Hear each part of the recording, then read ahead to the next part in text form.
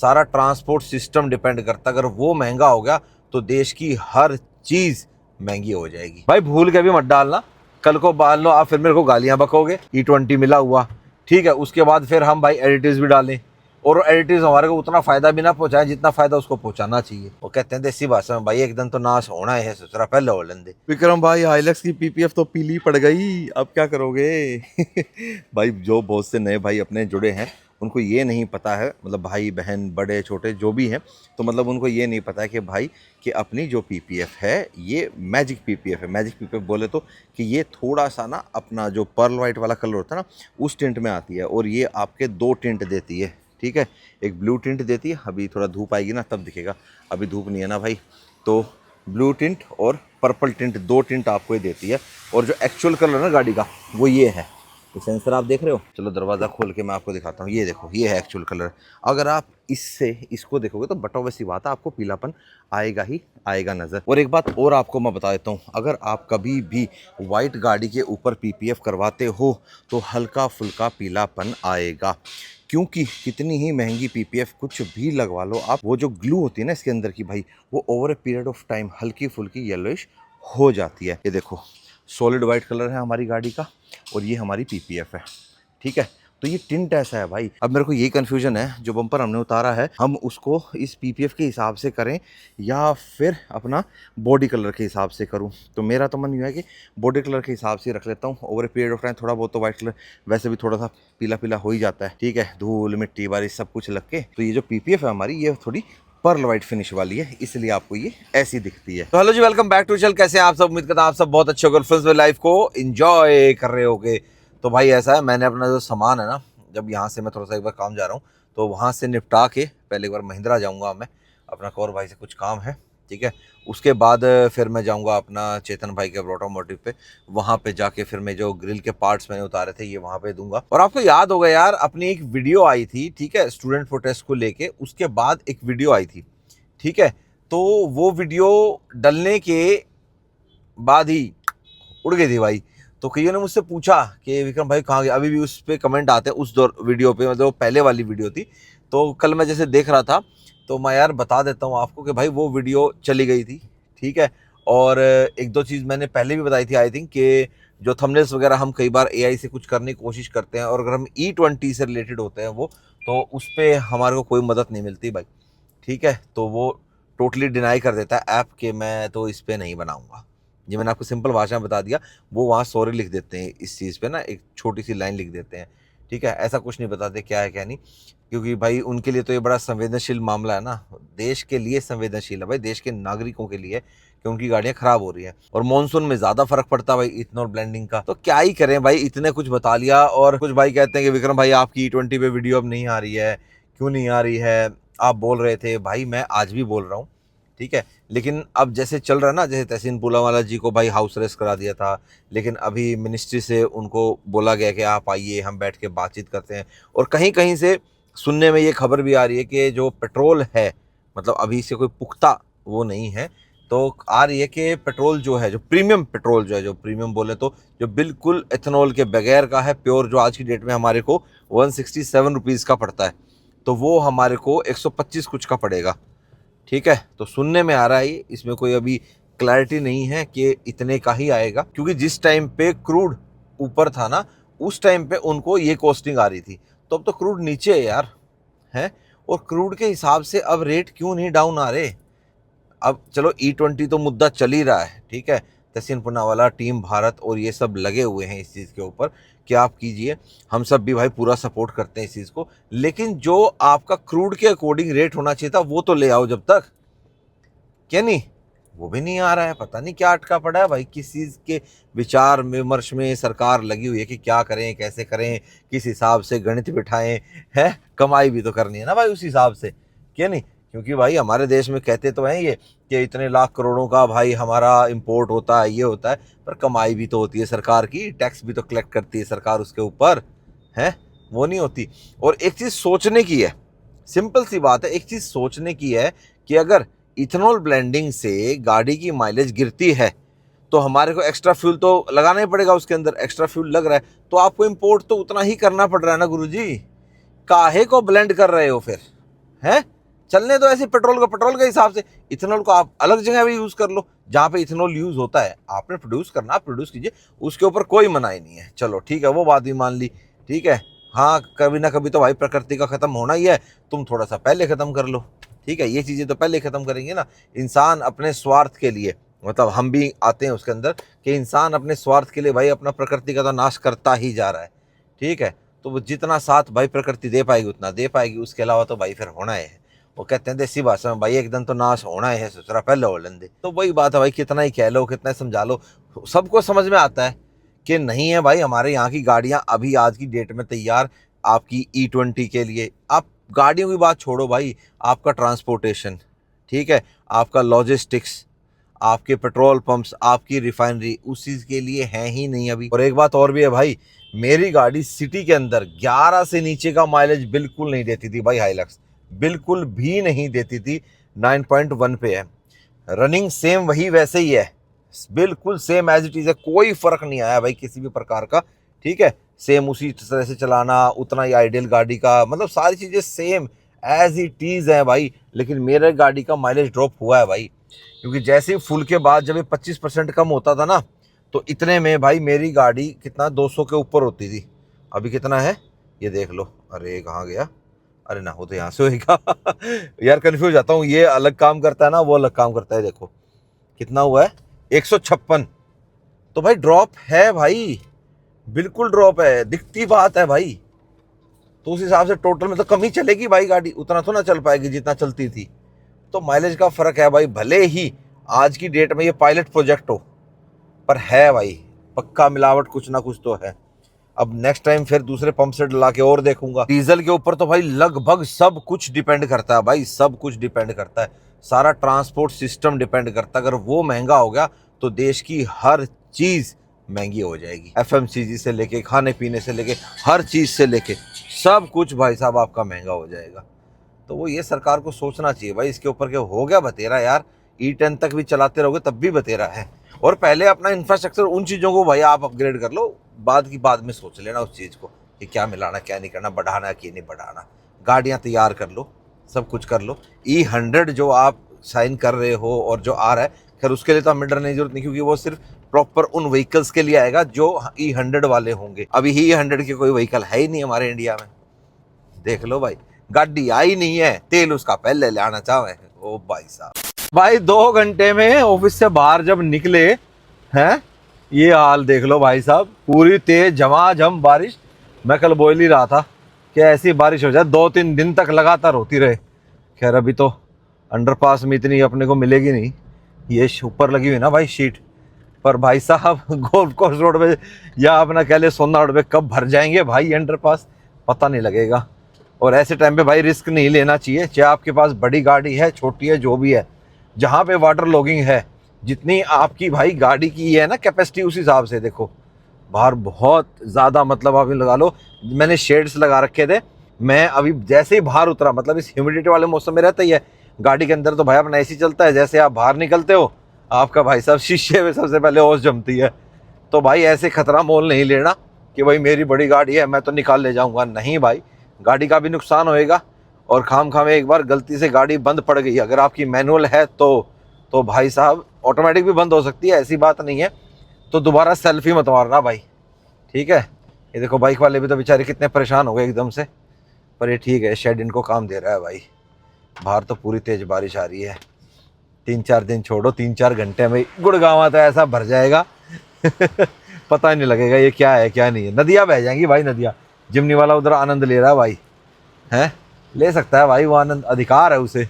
जिमनी थार, खैर थार वाले भाई, अब मैं एक बात बताऊं आपको, बुरा मत मानना यार, लेकिन थार नाम ना मार्केट में इतना बदनाम हो चुका है, कोई शरीफ बंदा भी मान लो सिंपल भी चला रहा होगा ना, तब भी उसको भाई इज्जत नहीं मिलती। देख लो भाई ये हालत हो गई है, ठीक है। नहीं तो एक टाइम पे थार ही होता था, हाँ भाई ठीक है ऑफ रोडिंग व्हीकल है, मतलब एक रौबदार गाड़ी, मतलब अच्छी लगती थी भाई। जब मेरे पास पहले वाली जनरेशन थी तो उस टाइम ना थार को देख के लगता था अरे देखो थार जा रही है, एक इज्जत मान सम्मान था भाई। ये जो थार वालों ने इंसिडेंट किया है ना, उसके बाद तो भाई साहब थार की इमेज ऐसी हो गई है बस।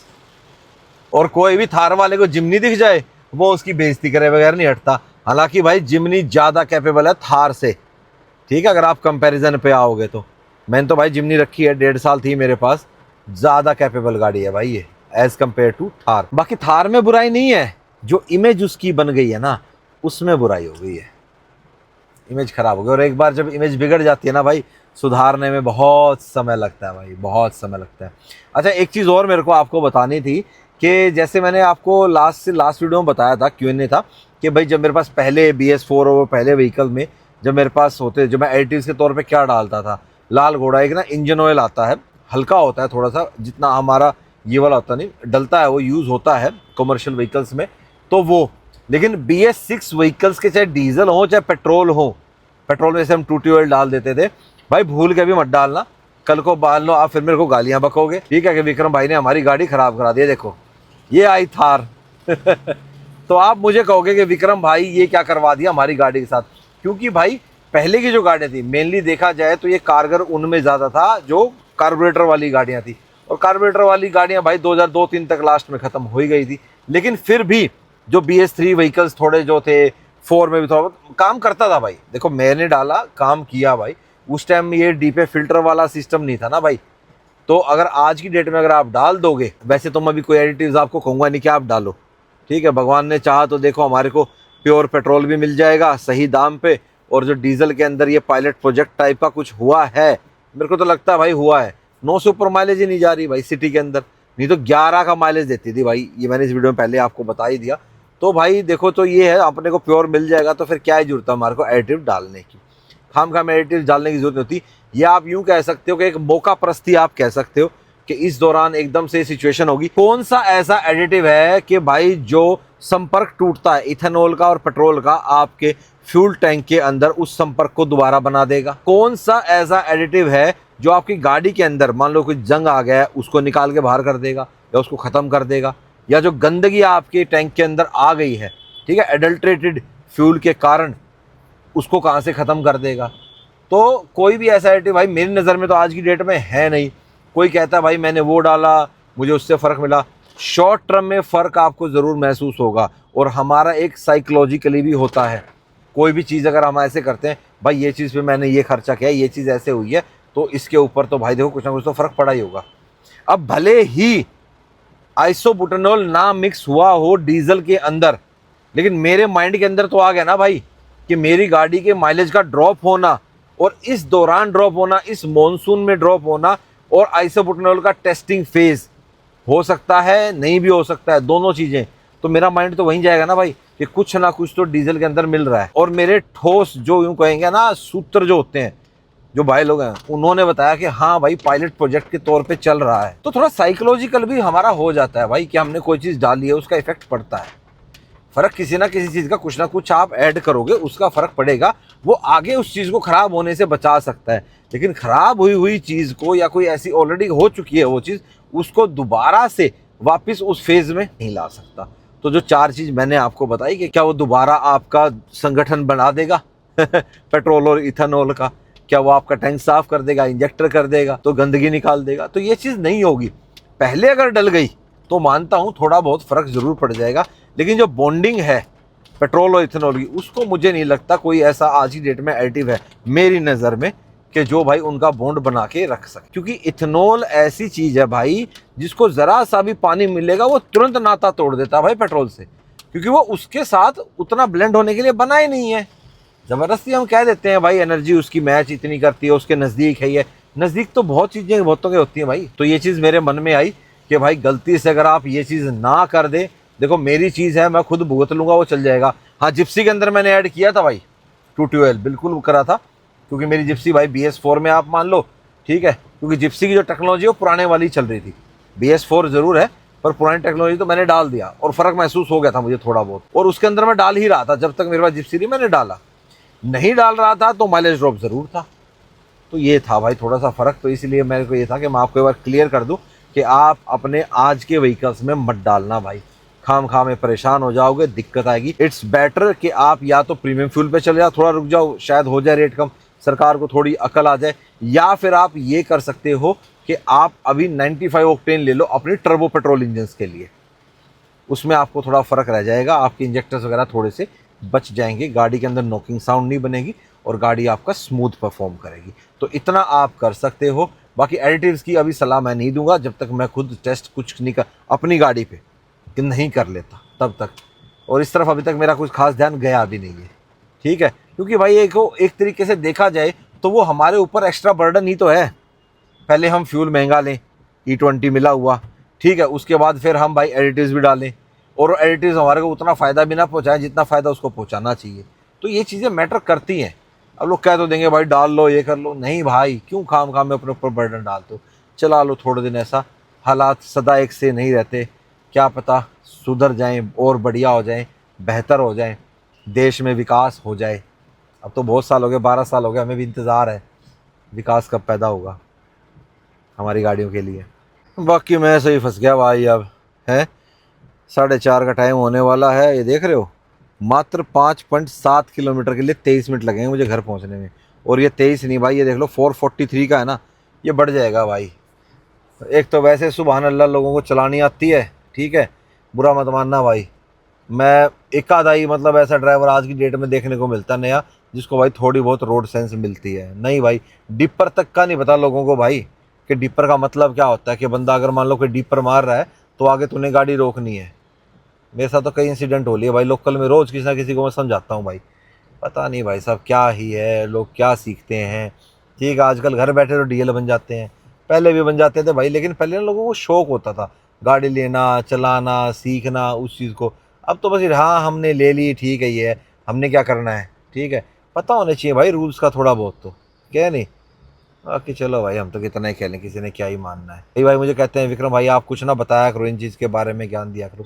चलो देंगे भाई किसी दिन, प्रॉपर उसके ऊपर ही बताएंगे वीडियो आपको।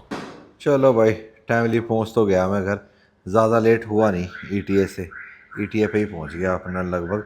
और आपको पता है भाई ये ऐसे क्यों जमती है शीशे के ऊपर, जबकि हम तो अपनी गाड़ी का शीशा अच्छे से साफ़ करते हैं। ये भाई शीशा अभी अच्छे से साफ़ है नहीं, ये देखो, ये ऐसे आवाज़ आनी चाहिए जब प्रॉपर साफ़ जहाँ से होगा ना, ये देखो कहीं कहीं है, तो ये जमता है भाई जहाँ शीशा साफ़ नहीं होगा, और इस मौसम में खासकर ये देखो। वहीं अगर ये शीशा अच्छे से साफ़ होता ना, कपड़ा डेली लगता है, ठीक है, शैम्पू भी लग रहा है, लेकिन जो प्रॉपर होता है ना उससे साफ़ करना पड़ता है, एक तरीका होता है भाई इसको साफ़ करने का। बाकी किसी भाई ने कभी ऐसे साफ़ कर रखा है, उसका कोई घर का देसी नुस्खा है तो आप अपना भाई शेयर कर देना, हम भी देखें भाई आप किस तरीके से करते हो। अब एक बात जो मैं बहुत दिनों से कह रहा था, अकेला मैं ही नहीं, बहुत से ऐसे लोग, एक एक का नाम किसी का लूँगा, बहुत से ऐसे लोग जो E20 को कह रहे थे कि गलत है, ये समय से पहले जो लाया गया है ये टोटली गलत है। अभी समय है हमारे पास कि हम इसको आराम से इम्प्लीमेंट करें, लेकिन अब तो सियाम ने ही बोल दिया भाई, society of Indian automobile manufacturers ने ही बोल दिया, और उन्होंने तो भाई मिनिस्ट्री में लेटर भी दे दिया। मैं आपको पढ़ के सुना देता हूँ।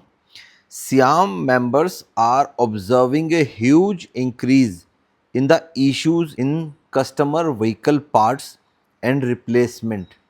Example, fuel injector, fuel pump, EGR valve, exhaust and parts that are in direct contact with fuel or engine emission gases.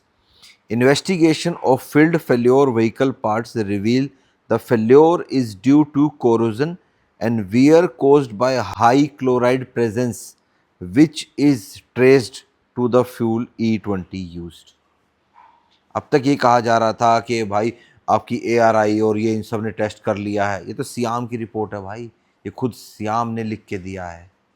अब क्या जवाब है, ना तो हमारे पेट्रोल पंप्स रेडी हैं भाई, HDP जो हाई डेंसिटी पॉलीथिलीन जो टैंक्स होते हैं वो इंस्टॉल नहीं है, प्रॉपर जो पाइपलाइंस हैं वो E20 के अकॉर्डिंग नहीं है, लॉजिस्टिक्स अपडेट नहीं है, रिफाइनरीज अपडेट नहीं है, तो आप कैसे उस चीज़ को कर सकते हो। वही जैसे मैं अभी बता रहा था आपको दिन में कि E100 के लिए साइन हो गया, पर E100 का व्हीकल तो है ही नहीं, डालोगे कहाँ पे।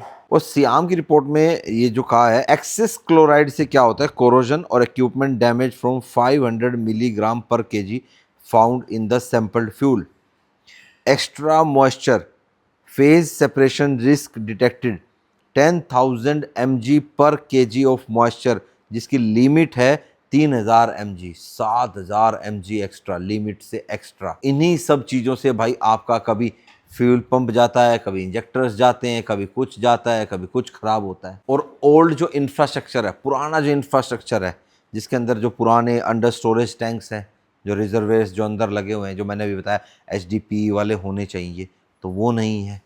तो भाई ये चीज़ तो होनी ही थी। तो ठीक है भाई, अब श्याम ने खुद लिख के दे दिया कि ये देख लो भाई, अब तो मानोगे। हमने कहा और भी बहुत क्रिएटर्स ने कहा, आपकी टीम भारत जो लगी हुई है, तहसीन पूनावाला लगे हुए हैं, और भी हमारे बहुत से भाई लोग लगे हुए हैं, ठीक है।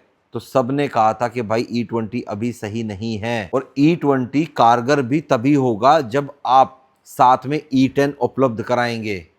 बगैर E10 के E20 कामयाब नहीं हो पाएगा, क्योंकि हर कोई गाड़ी E20 कंप्लायंट नहीं है। और मैं आपको कंफर्म करता हूं, जिस दिन E10 अवेलेबल होगा, जिसकी गाड़ी E20 कंप्लायंट भी होगी ना भाई, वो भी E10 ही डलवाएगा। E20 की तरफ लोग तब जाएंगे भाई जब आपका E20 थोड़ा सा सस्ता होगा नॉर्मल पेट्रोल से 20%। तो इस तरीके से हो सकता है E10 आप 85 का बेच लो, ठीक है, विद 10% इथेनॉल आपने मिलाया है, तो उसका प्राइस थोड़ा 10% कम कर लो नॉर्मल वाले से।